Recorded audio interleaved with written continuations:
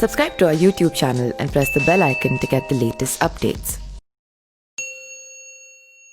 पौराणिक कथाओं के अनुसार बाणसुर नामक दैत्य के कारण भगवान श्री कृष्ण और शिव जी का प्रलयंकारी युद्ध हुआ था। हालांकि इस युद्ध का जिक्र बहुत कम ही मिलता है। अधिकतर बातें जनश्रुति और मान्यताओं पर आधारित है।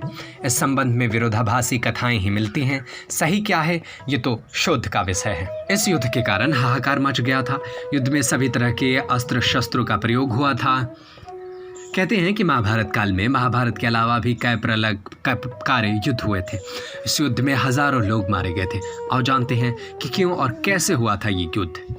भगवान श्री कृष्ण 64 कलाओं में दक्ष थे। एक और वो सर्वश्रेष्ठ धनुधर थे तो दूसरे वो द्वंद्व युद्ध में माहिर थे। हालांकि इसके अलावा उनके पास कई अस्त्र और शस्त्र थे। उनके नारायणी सेना उस काल की सबसे खतरनाक सेना थी। श्री कृष्ण ने ही काली पयट्टू नामक युद्ध कला को ईजाद किया था, जिसके आजकल मार्शल आर्ट कहते हैं। श्री कृष्ण के धनु का सारंग नाम था, उसके खड्ग का नाम नंदक, गदा का नाम कौमुदकी और शंख का नाम पायजन्य था जो गुलाबी रंग का था। श्री कृष्ण के पास जो रथ था उसका नाम जयत्र और दूसरे का नाम गरुड़ ध्वज था।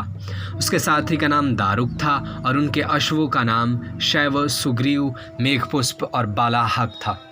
श्री कृष्ण के प्रद्युम्न और प्रद्युम्न के अनिरुद्ध का जन्म हुआ।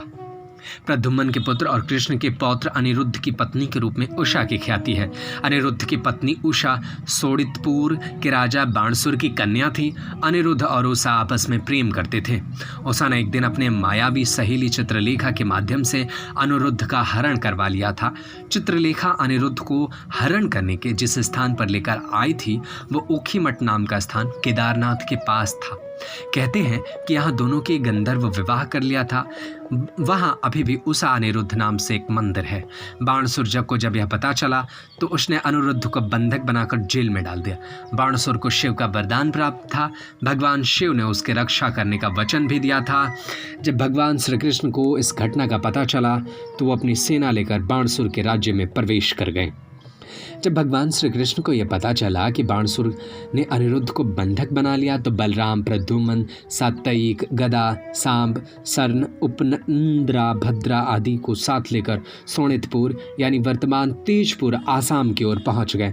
बाणासुर को जब इस बात का पता चला तो उसने भगवान शिव का आह्वान किया और उन्हें अपनी रक्षा का निवेदन किया।